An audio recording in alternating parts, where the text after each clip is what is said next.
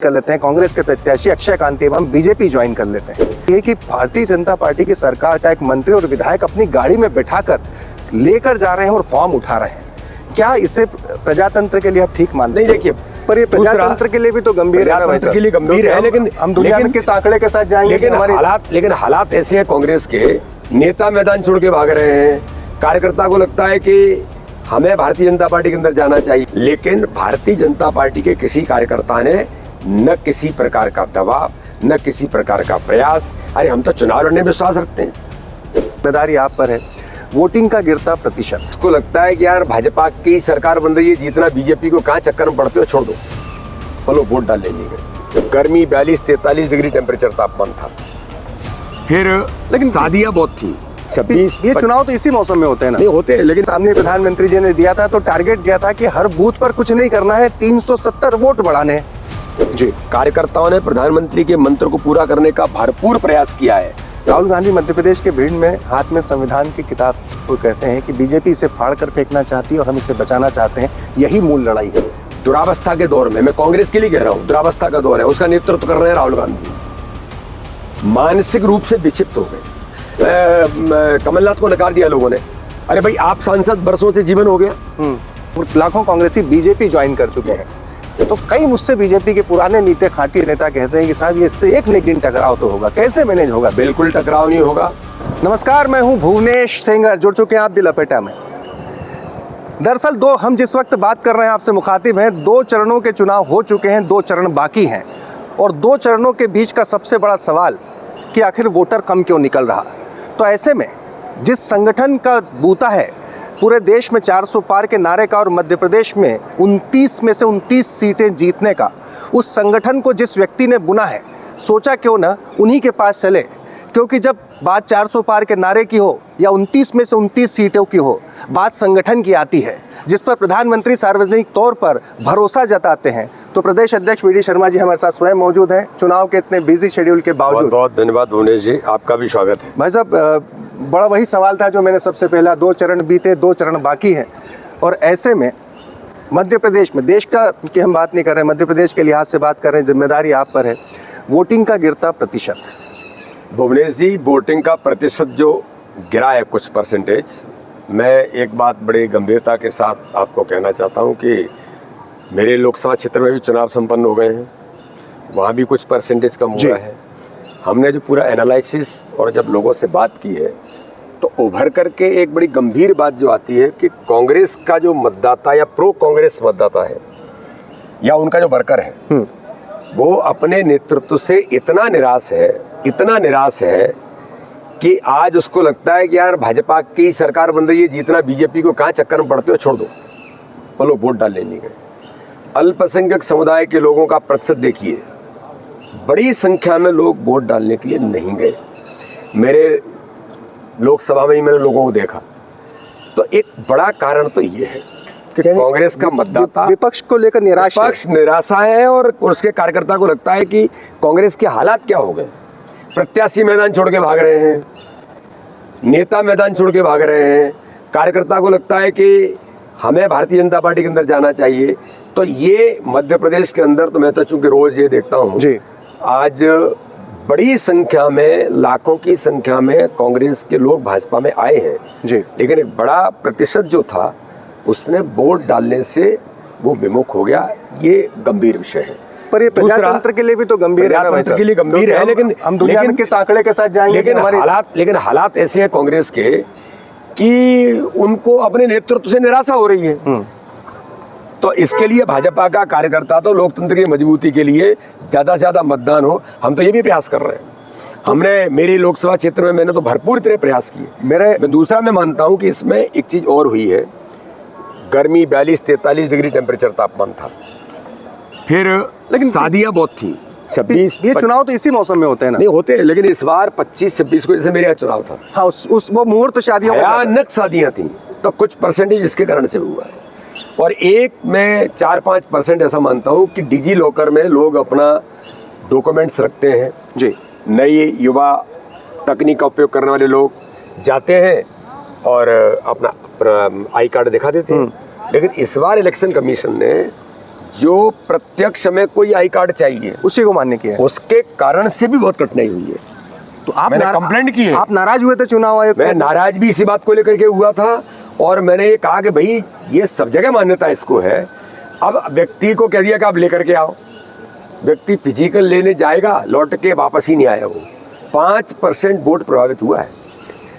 Election commission को मैंने लिखा भी है और डिमांड भी किया कि इसकी मान्यता इसको मिलनी चाहिए। ये तो ऐसे कुछ मल्टी कारण थे जिसके कारण से मतदान का प्रतिशत कम हुआ है। पहला कारण कांग्रेस के मतदाता का अपने नेतृत्व पर निराशा, ये सबसे बड़ा कारण देश के अंदर है, हर राज्य में है, हर कॉन्स्टिट्यूंसी में, जो गंभीर है। बिल्कुल, क्योंकि मैं इस पर इसलिए इस लिहाज से भी जाता हूं क्योंकि मध्य प्रदेश में जब देश में 370 और 400 पार का मंत्र मध्य प्रदेश में आया, आपके सामने प्रधानमंत्री जी ने दिया था, तो टारगेट दिया था कि हर बूथ पर कुछ नहीं करना है, 370 वोट बढ़ाने। इस पर बेहतर काम मध्य प्रदेश के भारतीय जनता पार्टी के कार्यकर्ताओं ने किया है और प्रत्येक बूथ पर हम चुनाव लड़े। मेरे यहाँ तो कहा जा रहा था कि इंडी गठबंधन चुनावी मैदान में था नहीं, मैदान छोड़ के भाग गए थे। जो भी हुआ, लोग कह रहे थे कि यार अब तो आप जीत ही रहे, लेकिन उसके बावजूद मैं अपने लोकसभा में एक एक बूथ पर हम चुनाव लड़े जी। कार्यकर्ताओं ने प्रधानमंत्री के मंत्र को पूरा करने का भरपूर प्रयास किया है और जो मतदान का प्रतिशत आया भुवनेश जी, मुझे विश्वास है उसमें से 85-90% वोट भारतीय जनता पार्टी को। अगले 2 चरणों में ज्यादा वोटिंग हो, इसके लिए क्या संगठन में आप सब भारतीय जनता पार्टी का संगठन का जो तंत्र है, प्रत्येक बूथ पर हम उससे एक्टिवेट मोटिवेट करने में बहुत ताकत के साथ मैदान में जुटे हैं और कार्यकर्ता ज़्यादा से ज़्यादा मतदाता निकले और भारतीय जनता पार्टी के पक्ष में मतदान हो, ये प्रयास भी हम लगातार कर रहे हैं और ज़्यादा हमने फोकस किया है और इस पर हम काम कर रहे हैं। जागरण का अभियान भी हमने सुबह लिया है, ज़्यादा से ज़्यादा लोग सुबह उठें और वोटिंग ज़्यादा से ज़्यादा कराएं, अपने कार्यकर्ता भी इस काम में लगे। तो ये प्रयास बीजेपी का कार्यकर्ता भी अपने लोकतंत्र के मजबूत के लिए और ज़्यादा से ज़्यादा प्रयास करें। हम भी अपील करते हैं साहब, सबसे पहली प्रजातंत्र का पहला कर्तव्य है जीवन का कि अगर प्रजातंत्र को एंजॉय कर रहे हैं, जी रहे हैं, रह रहे हैं, तो वोट जरूर डालें। अब मैं आता हूँ इंदौर की घटना पर। इंदौर में कर लेते हैं कांग्रेस के प्रत्याशी अक्षय कांति एवं बीजेपी ज्वाइन कर लेते हैं। ज्वाइन करना अलग बात हो गई, किसी फॉर्म में त्रुटि हो गई अलग बात हो गई। यह मसला सूरत में भी हुआ। सूरत में कांग्रेस के प्रत्याशियों ने फॉर्म उठा लिया, फॉर्म उठाना अलग हो गया, त्रुटि होना अलग हो गया। लेकिन अब ये बहुत बड़ी बहस हो रही है कि भारतीय जनता पार्टी की सरकार का एक मंत्री और विधायक अपनी गाड़ी में बैठाकर लेकर जा रहे हैं और फॉर्म उठा रहे हैं। क्या इसे प्रजातंत्र के लिए आप ठीक मानते हैं? नहीं, देखिए, भारतीय जनता पार्टी के किसी कार्यकर्ता ने प्रयास नहीं किया, ना हम करते हैं। लेकिन मैंने जो कहा कि देश का जो वातावरण है और मध्य प्रदेश के अंदर जो हालात हैं, कांग्रेस जिस प्रकार से बिखर गई है, तो आज कार्यकर्ता, नेता और प्रत्याशी जो इंदौर के लोकसभा के प्रत्याशी खुद विड्रॉवल करके और वो ये कह रहे हैं कि मुझे तो प्रधानमंत्री मोदी जी के नेतृत्व में विश्वास है और राम मंदिर की प्राण प्रतिष्ठा से हम भी आहत हैं। वो प्रत्याशी क्यों बने मुझे पता नहीं, ये कांग्रेस का इशू, कांग्रेस के वो है। लेकिन जब किसी को लगता है कि नहीं, हम तो मोदी जी के साथ या भाजपा के साथ हम कुछ काम करना चाहते हैं और मैं प्रत्याशी भी अपने आप को छोड़ता हूं और वो भारतीय जनता पार्टी ज्वाइन करना चाहता है, तो भुवनेश जी, मेरा ऐसा मानना है कि ऐसे समय में हम ये क्यों कहेंगे कि आप भारतीय जनता पार्टी ज्वाइन मत करो। लेकिन हमने प्रयास नहीं किए, हमने कोई इसको लेकर व्यू रचना नहीं रची। भारतीय जनता पार्टी फॉर्म उठाने जा रहे थे, कार्यकर्ताओं पर आए, वो फॉर्म उठाने के बाद वो भाजपा पर आए हैं। फॉर्म उठाने के पहले जब जा रहे थे, मुझे भुवनेश जी ऐसा लगता है कि ये क्या होता है कि ऐसे जो लोग रहते हैं ये आकर के मिलते हैं और कहते हैं कि हम ये करना चाहते हैं, तो उन्होंने किया होगा। लेकिन भारतीय जनता पार्टी के किसी कार्यकर्ता ने न किसी प्रकार का दबाव, न किसी प्रकार का प्रयास। अरे हम तो चुनाव लड़ने में विश्वास रखते हैं, और मैदान में आइए और मैदान में, और इंदौर जैसे महानगर में जो इससे पहले सर्वाधिक मतों से रिकॉर्ड इंदौर हम जीते हैं। हाल के विधानसभा चुनाव में 8 की 8 सीटें है ना, वहाँ की जनता, इसलिए कभी तो जनता को ऐसा लग रहा है वहाँ पर कि यार ये हम मतलब ऐसा क्या था कि बीजेपी ने हमारे पे भरोसा नहीं किया? नहीं, लग रहा होगा बीजेपी के वोटर है, लग रहा होगा, लेकिन बीजेपी ने प्रयास नहीं किए, ये खुद ही लोग मैदान छोड़ के भाग रहे हैं। जी, तो अब आगे की जब हम बात करते हैं, हाल ही में जब संगठन क्षमता की बात हो रही थी, प्रधानमंत्री मौजूद थे और प्रधानमंत्री भरे मंच से आपको खड़ा करके कह रहे हैं कि जो 2003 की विजय हुई, उसके सूत्रधार आप थे, आप मौजूद थे, आपके मन में क्या चल रहा था? भुवनेश जी, प्रधानमंत्री नरेंद्र मोदी जी आज दुनिया के सबसे लोकप्रिय नेता हैं, सशक्त और ताकतवर नेता हैं। प्रधानमंत्री का जो मूल पिंड है वो ऑर्गेनाइजेशन के गढ़े हुए व्यक्ति हैं और उन्होंने ऑर्गेनाइजेशन खड़ा किया है। आज प्रधानमंत्री दुनिया के सबसे बड़े नेता इसलिए कि उनका मन और हृदय बहुत बड़ा है जी। मध्य प्रदेश का चुनाव आपको भी ध्यान में होगा, हमने नारा दिया था मध्य प्रदेश के मन में मोदी और मोदी के मन में मध्य प्रदेश जी। और उस कैंपेन पर हमने चुनाव लड़ा था। प्रधानमंत्री मोदी जी के नेतृत्व में मध्य प्रदेश का चुनाव था, ऑफिशियल था, कोई ऐसा नहीं था कि प्रधानमंत्री जी के इस स्लोगन पर हम चुनाव लड़े थे। और आज तक के इतिहास का सर्वाधिक वोट शेयर और 163 सीटों के साथ ऐतिहासिक बहुमत से मोदी जी को मध्य प्रदेश की जनता ने आशीर्वाद दिया था। और आपको मैं एक जानकारी और देना चाहता हूं कि पिछले चुनावों से हमें जी 50 लाख वोट ज़्यादा मिला था इस बार 2018 के बाद से। 2023 में 20 लाख लोग तो ऐसे थे जो इस कैंपेन में, मध्य प्रदेश के मन में मोदी के कैंपेन में, लोगों ने ऑनलाइन भारतीय जनता पार्टी की मेंबरशिप ली थी, 20 लाख लोगों ने। पर मोदी जी हमेशा से हर इस प्रकार के सफलता को कार्यकर्ता को श्रेय देते हैं, संगठन को श्रेय देते हैं और टीम स्पिरिट को श्रेय देते हैं। तो ये उनका बड़ा मनोहृदय है कि अपने कार्यकर्ता को ताकत देना, अपने कार्यकर्ता को अप्रिशिएट करना। गुजरात के जब जीत हुई और उनका जो सम्मान संसद में पार्लियामेंट बोर्ड की बैठक में हम लोग सब थे, सभी सांसदों की जो संसदीय दल की बैठक होती है, जब उनका सम्मान हुआ तो उन्होंने कहा आप लोगों ने बड़ी गलती की है। तो सब लोग आश्चर्यचकित थे, क्या हो गया? बोले इस सम्मान का हकदार मैं नहीं, इस सम्मान का हकदार कौन है? तो वहाँ के बूथ के पन्ना प्रमुख, पन्ना समिति के कार्यकर्ता और वहाँ के प्रदेश के अध्यक्ष CR पाटिल। हमेशा से प्रधानमंत्री जी श्रेय कार्यकर्ता को और संगठन को देते हैं, यही उनका बड़ा मन और हृदय है और उनका आशीर्वाद हमेशा हम सब लोगों पर रहा है। तो इसलिए प्रधानमंत्री जी का आशीर्वाद ऐसे ही मिलता है, वो कार्यकर्ताओं को अप्रिशिएट हमेशा करते हैं। फिर से चुनाव पर लौटते हैं। राहुल गांधी मध्य प्रदेश के भीड़ में हाथ में संविधान की किताब को कहते हैं कि बीजेपी इसे फाड़ कर फेंकना चाहती है और हम इसे बचाना चाहते हैं, यही मूल लड़ाई है। मौजूदा दौर में जब बयानों की लड़ाई है तो वो चाहे मंगलसूत्र से लेकर अब संविधान तक आ चुकी है। कांग्रेस पूरी तरीके से आज देश के अंदर दुरावस्था के दौर में, मैं कांग्रेस के लिए कह रहा हूं, दुरावस्था का दौर है, उसका नेतृत्व कर रहे हैं राहुल गांधी।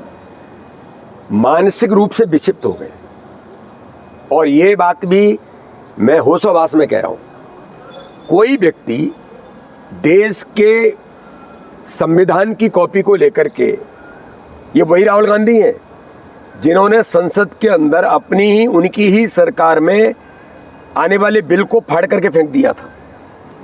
ये मानसिक रूप से विक्षिप्त है।